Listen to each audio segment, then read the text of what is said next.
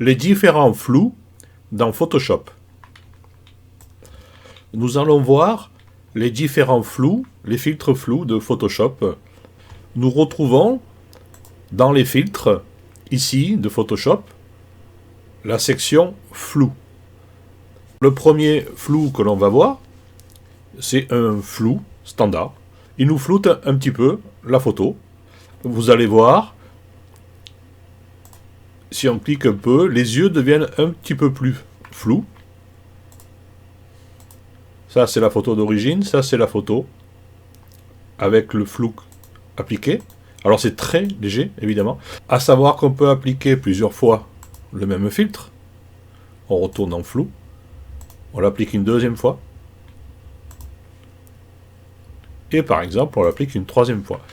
Ça, c'est juste pour vous montrer. Vous voyez, les yeux se sont quand même bien floutés. L'image d'origine, l'image floutée. C'est très léger. Mais des fois, on peut en avoir besoin pour certaines situations. Voilà pour le flou. Le flou de forme. Comme d'habitude, je duplique ma photo. Une petite astuce qui vaut pour les filtres flous, mais qui vaut pour tous les filtres. Quand vous appliquez un filtre sur une photo, la photo est transformée avec ce filtre en question. Si j'applique n'importe quel flou, par exemple, on va prendre un flou qui est... On va prendre le gaussien, voilà. Voilà, si j'applique un flou gaussien, on verra après, le flou gaussien. Cette photo-là, donc, est floutée, et on ne peut plus venir la retoucher. Elle est... le calque est altéré, si vous voulez. C'est destructif, en fait. Donc, la petite astuce, c'est de venir... J'ai fait un CTRL-Z pour revenir en arrière. La petite astuce est, avec un clic droit, de transformer ce calque en objet dynamique. Là, quand je vais appliquer le même flou, on va reprendre le même, exactement, on met OK, il crée un masque de réglage. L'avantage, c'est que si je reclique ici deux fois sur flou gaussien, je vais pouvoir venir modifier le flou que je viens d'appliquer sur l'image. Et je peux continuer. Donc en fait, ce n'est pas destructif. Je peux venir appliquer, corriger le flou grâce à ce masque. Alors on va continuer. Je vais faire un CTRL-Z.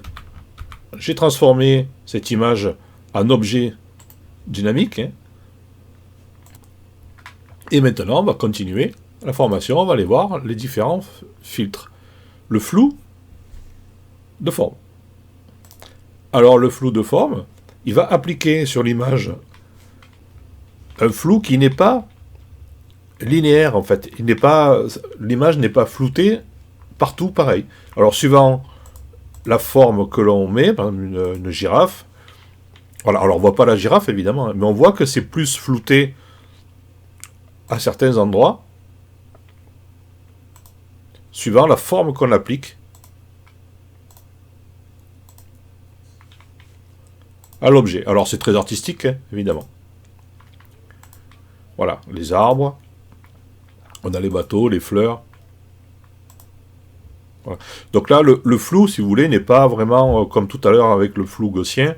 Il n'est pas. On va faire la différence. On va mettre OK, par exemple. On va prendre cette photo et on va appliquer un flou. On va enlever celle-ci. On va appliquer ici un flou gaussien. Voilà, on va le mettre. On va mettre un rayon un peu plus, voilà, qui se ressemble un peu, voilà. Et là, donc vous voyez, entre ce flou et ce flou, là, le flou gaussien, il est très linéaire, il est appliqué partout. Là, il est appliqué sur, en fait, en fonction de la forme qu'on a établie derrière. Bon, c'est très artistique, hein, on n'a pas le même flou, c'est un flou un petit peu artistique, un peu plus flou d'un côté que de l'autre. Voilà. Ça a l'intérêt d'exister. Je vais revenir en arrière. Voilà. Et on en était au flou de forme. On va passer au flou de l'objectif. Le flou de l'objectif. Nous retournons dans les filtres. Je vais sélectionner évidemment un calque. Nous retournons dans les filtres. Flou. Flou de l'objectif. Dans ce filtre de flou, il nous propose sur la droite toute une série de réglages que l'on peut venir appliquer sur la photo. Alors déjà, la case aperçue, évidemment, est cochée pour qu'on puisse voir exactement ce qui se passe. On peut ici plus ou moins mettre de la précision. On va laisser sur le plus rapide pour l'instant pour la formation. On a ici source, on va le voir un tout petit peu plus tard. Je vais enlever les réglages que j'avais fait auparavant. On va voir ce qui est source. Là, on va pouvoir régler sur le masque de fusion, définir un point focal et le flou de la distance focale. On va le voir après. Et là, on va avoir déjà ces réglages-là. Ces réglages sont des réglages que l'on peut faire directement sur la photo. Nous avons le diaphragme. Alors, c'est un réglage d'objectif. Il faut essayer de se mettre bien en tête le fonctionnement d'un objectif photo avec des lames de l'obturateur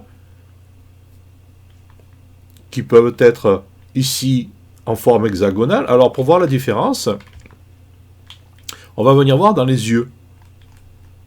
Vous allez voir. Voilà. Ici, vous avez donc le petit carré blanc, enfin le petit rond, enfin on ne sait pas ce que c'est une forme. Et ici, on va pouvoir choisir la forme. Alors, on va augmenter un petit peu le rayon pour voir un petit peu ce qui se passe. Voilà, si on met triangle, on a un flou, en fait, qui est appliqué sur la photo, mais avec à base de petits triangles. On va voir la différence. Un carré, un pentagone, un hexagone. Alors on voit la différence, on voit dans les yeux le changement qui se passe. Un hexagone, un heptagone, pardon, et un octo. Là on est... Alors c'est des petites facettes, mais on est presque dans le rond. Donc en fait... c'est pas forcément les yeux qui nous intéressent. Alors, après, si vous mettez, par exemple, les yeux, pour un portrait, vous mettez les yeux triangles, vous avez vu, ça fait quand même un peu bizarre. Donc, ou un carré, enfin, il vaut mieux peut-être mettre carrément un octogone. Donc là, vous avez des petites facettes, mais on voit pas du tout ce qui se passe. Hein. C'est pour ça que... Donc là, on a appliqué un léger flou sur la photo, mais avec les pixels de flou sont de forme octogonale.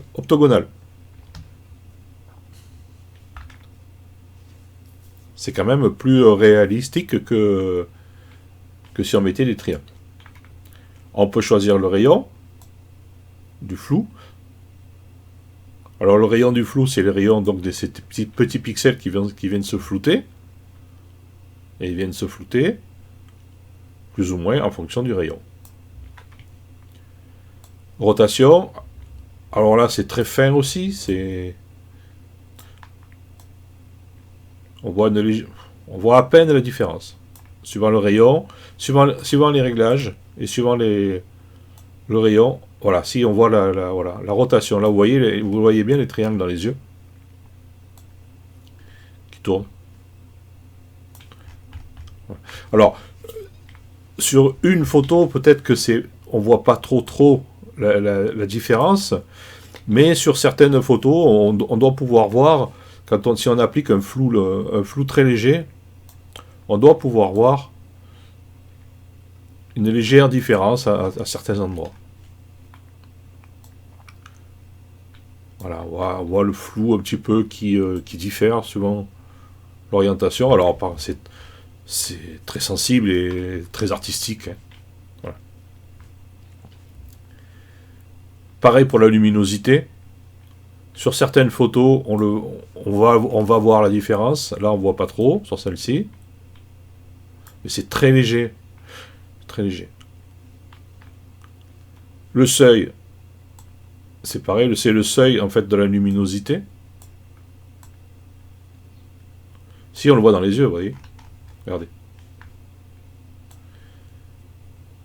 Suivant comment on applique, on a une luminosité qui est plus ou moins forte.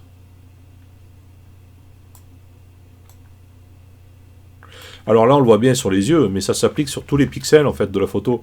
Mais c'est vraiment très très léger, on le voit très bien dans les yeux, mais ailleurs on le voit très faiblement.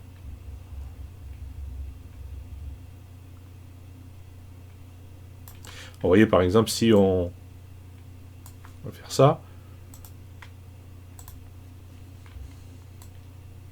Voilà.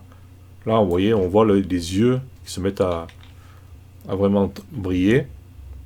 Alors si on veut pas, eh ben, on baisse la luminosité. Et comme ça, on n'a pas les yeux qui sont attirés sur ses yeux. En fait, hein.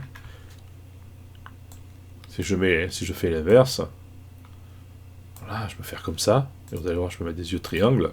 Voilà. Alors là, on est de suite attiré parce qu'on voit de suite quelque chose qui ne va pas. Hop, voilà. Je baisse la luminosité, je baisse le seuil. Alors c'est très très artistique, très subtil. Hein. Bon, il faut jouer. Peut-être que sur certaines photos, on verra beaucoup plus l'utilité de ces réglages de ton. Alors le bruit, on va remettre le rayon à 0, par exemple. Voilà. Là, on a la photo de base. Et la quantité de bruit, c'est le bruit numérique. Vous voyez, quand on peut en rajouter beaucoup. Alors là, pareil, c'est très artistique. Hein. On peut venir rajouter du bruit sur le visage. Alors, il nous propose une répartition gaussienne ou uniforme. On ne va pas rentrer dans les calculs. Hein. On va dire qu'artistiquement, ça fait... Voilà. Et là, on peut passer en monochromatique. Alors, ce sont des pixels maintenant. En fait, monochromatique, eh ben, ils sont noir et blanc. Hein. Voilà. Et là, on a les pixels de couleur.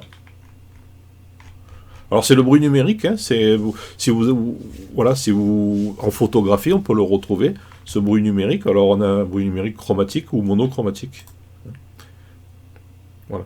Donc là, on a des bruits numériques noir et blanc. Et là, on a des bruits numériques couleur. Vous voyez ? On va aller voir maintenant les sources ici. On n'a pas vu tout à l'heure. Ici, dans source 100, en fait, on agit sur toute la photo. On va remettre à 0 et on va se servir que du flou. Voilà. Là, si on met source 100, ça veut dire qu'en fait, on agit sur toute la photo. Ensuite, on a transparence et on a masque de fusion. On va aller voir masque de fusion, ce que ça fait. Pour que ça agisse sur un masque de fusion, il faut bien évidemment aller créer un masque de fusion. Là, je vais annuler pour l'instant. Je reprends ma photo ici et je crée un masque. Sur ma photo, sur mon cas, je vais pouvoir venir sélectionner un endroit. Donc ici, je prends le noir.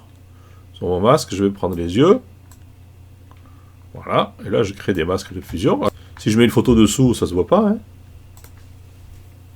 On va le faire comme ça. Voilà. Vous voyez, je resélectionne ma photo. Je retourne dans les flous. Flou de l'objectif.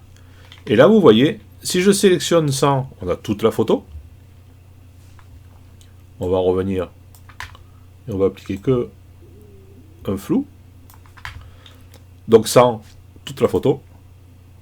Et masque de fusion, maintenant, on applique ces réglages-là de partout, sauf là où on a créé le masque.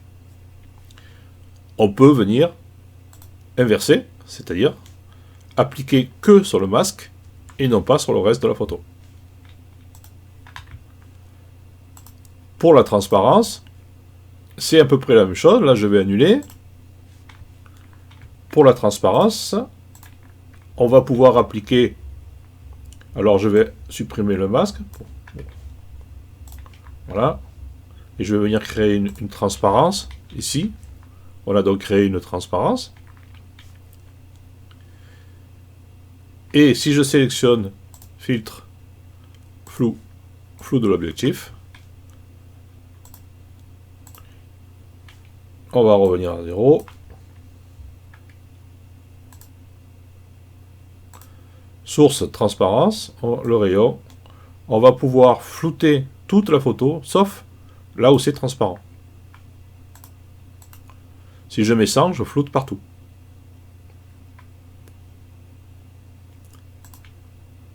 Là, j'ai flouté partout, sauf là où il y a eu une transparence. Je vais mettre OK. Donc en fait, vous voyez cet endroit-là n'est pas flouté. Il est bien net. Voilà.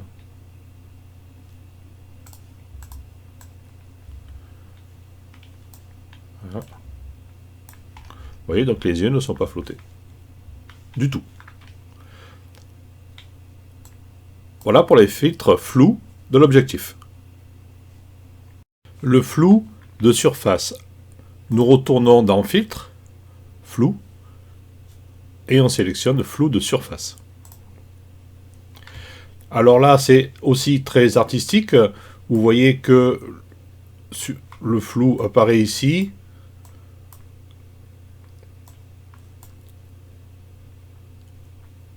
On va réduire un petit peu pour voir mieux ce qui se passe. Voilà. Dans la fenêtre d'aperçu, suivant le rayon que l'on applique, vous voyez, les surfaces sont plus ou moins floutées. Toutes les grandes surfaces, en fait, sont floutées. Et pas forcément les petites surfaces. Si vous prenez les dents, par exemple, vous voyez, on floute, mais ça reste très léger. Vous voyez sur la grande fenêtre ici, vous voyez les dents, là on est vraiment très flou, très grossi. Mais si vous mettez, vous augmentez comme ça, vous voyez sur la photo que les grandes surfaces sont floutées. Suivant le rayon. On peut... Alors le seuil, ça définit en fait la taille de la surface.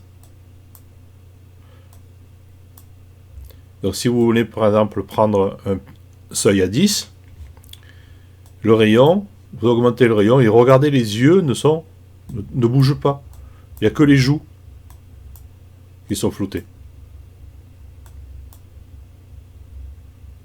Ce qui peut être assez sympa pour justement pour faire de la photo de portrait. On peut venir lisser un petit peu, bon là c'est grossier, hein. On peut venir flouter un petit peu le visage, les joues, sans venir flouter les yeux. Voilà pour ce filtre de flou. La suite des flous, nous retournons dans Filtre, Flou, et nous allons prendre le flou directionnel. Ce flou applique sur la photo un flou en fonction de l'angle qu'on vient de définir. Là, on est à 0. Si par exemple vous mettez un angle à 45 degrés, vous voyez que les traits, je vais mettre plus fort exprès, vous voyez que les traits sont à 45 degrés. À 90. Si vous mettez un angle 35 degrés, vous voyez que le flou est appliqué dans une direction de 35 degrés. Voilà. Ce qui peut donner un effet de vitesse, par exemple, sur un objet, sur une photo. Vous prenez la photo d'une voiture et à l'arrière, vous appliquez un filtre de flou sur la photo et vous pouvez avoir un effet de vitesse, en fait. Voilà pour les filtres directionnels. Nous allons voir le flou gaussien. le flou gaussien est le plus utilisé en général en photographie. On ne va pas rentrer dans les détails techniques du flou gaussien, comment il a été créé. Disons que le flou gaussien est un flou très, très joli, en fait, très fluide. On peut venir appliquer voilà, ce flou, regardez, en fait il est linéaire, il est sur toute la photo, et il est vraiment très, très beau. C'est un très joli flou, en fait. Ne pas oublier que on peut venir choisir une sélection, en fait. Si vous voulez flouter le visage d'une photo, vous sélectionnez les yeux et vous venez appliquer ici un flou gaussien. Alors avant de l'appliquer, on va venir, comme je le disais tout à l'heure, convertir en objet dynamique. J'applique le filtre, flou gaussien, et on peut venir flouter les yeux de la personne, plus ou moins. Qu'on ne la reconnaisse plus. On met OK. Et là, si on s'aperçoit que c'est trop, on va pouvoir venir... Donc, on a un filtre dynamique, un calque dynamique. On va pouvoir venir modifier le floutage. Voilà. Donc là, le flou gaussien... Je vous dis sans rentrer dans les détails techniques de ce flou, c'est le flou le plus joli, le plus uniforme qui existe. Donc c'est souvent celui qui est le plus utilisé, tout du moins en photographie. Voilà le flou gaussien. Voyons le prochain filtre, flou, qui est le flou optimisé. Alors si je clique ici, je vais enlever ça. Voilà. Alors là, c'est un flou qui est très artistique. On voit dans la fenêtre d'aperçu, on peut réduire un petit peu ce qui va se passer. Alors suivant le rayon que l'on utilise, vous voyez, il y a des surfaces qui sont plus ou moins floutées. Comme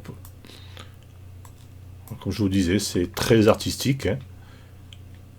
On peut prendre une qualité élevée, moyenne, faible. Bon, ça change un petit peu les détails. Le mode normal. Le mode, on peut venir faire des contours. Il va venir trouver les contours de la photo. Et on peut venir masquer et venir travailler que sur les contours aussi. Si je fais OK, regardez, bon, ça fait voilà, ça fait un effet très artistique. Il décèle donc les contours tout seul. Il va calculer là où il y a des contours de forme et on va venir appliquer une couleur sur le contour de forme. Voilà, c'est très très artistique. Voilà pour ce filtre. Voyons maintenant le filtre de flou par moyenne. On retrouve un petit peu, on rentre pas dans les détails techniques de fabrication du flou, on retrouve un petit peu le floutage, comme tout à l'heure, du flou gaussien. C'est un flou qui est relativement joli.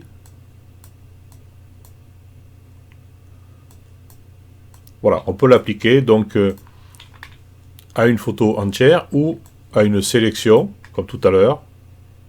Filtre, flou par moyenne. Suivant le rayon, voilà, on va pouvoir venir flouter plus ou moins la sélection.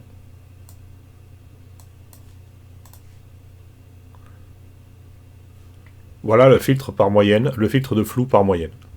Le filtre flou radial. Alors là, on va appliquer un floutage sur la photo radial en fonction de la valeur que l'on met. On va pousser au maximum pour vous montrer.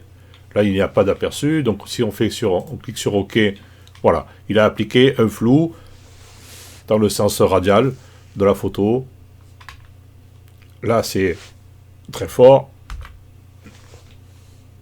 Alors vous avez vu, là il n'y a pas d'aperçu, donc on ne voit pas. Donc l'intérêt aussi de créer un objet dynamique, c'est-à-dire que si on vient maintenant appliquer le flou, on va pouvoir le modifier en fonction de ce qu'on voit. On va le mettre ici. Alors, on peut appliquer une certaine qualité. Et on peut zoomer sur le filtre aussi. On peut le faire ou en rotation ou par zoom. On va appliquer ici par zoom. Voilà. On a l'impression que le visage ressort, hein, qu'il est flouté. Voilà. Là, on va appliquer plus fort. Voilà. On a cette impression de profondeur. Si je le mets en rotation pour voir la différence, vous voyez. Voilà, donc très très artistique aussi. Voilà le filtre radial. Le flou moyenne, on retourne dans filtre. Flou.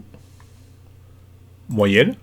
Si on applique, bon là en fait il fait, là il nous fait un gros carré marron. En fait il a appliqué un flou en fonction de la moyenne des couleurs qu'il a trouvé sur la photo. Alors suivant la photo que l'on utilise, on aura bien évidemment une couleur différente. Bon, très très artistique aussi. Les essais sont à faire sur plusieurs photos, voir un petit peu ce que ça peut donner. Bon, je ne pense pas que ce filtre soit très utilisé. Voilà le filtre moyenne. Le filtre flou, plus flou. Alors là, c'est un petit peu comme tout à l'heure le filtre flou. Ici, on a plus flou. C'est le même filtre, mais un petit peu accentué par rapport au filtre flou. Flou. On peut l'appliquer plusieurs fois, hein, vous avez vu. Donc vous voyez sur les... Voilà, ça floute un petit peu l'image. Ça c'est avec le filtre appliqué. Ça c'est la photo d'origine. Voilà. Alors ce sont des filtres très très fins, hein, donc à appliquer vraiment sur... Alors certaines... On peut venir choisir une sélection et venir appliquer, par exemple, vous prenez ici la sélection rapide, vous prenez une sélection, voilà, je le fais vite, hein. Voilà, en plus, pardon, j'étais en moins. Donc vous choisissez une sélection, rapidement, voilà.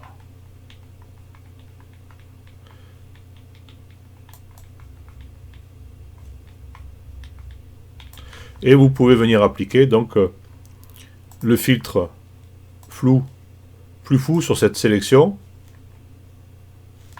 Ça va vous mettre un flou supplémentaire à l'arrière-plan. Voilà. Alors l'arrière-plan là il est déjà un petit peu flouté, donc du coup ça se voit pas trop. Mais voilà, ça peut être une utilité de ces flous, de flouter légèrement les arrières ou une sélection choisie. Voilà pour le filtre plus flou.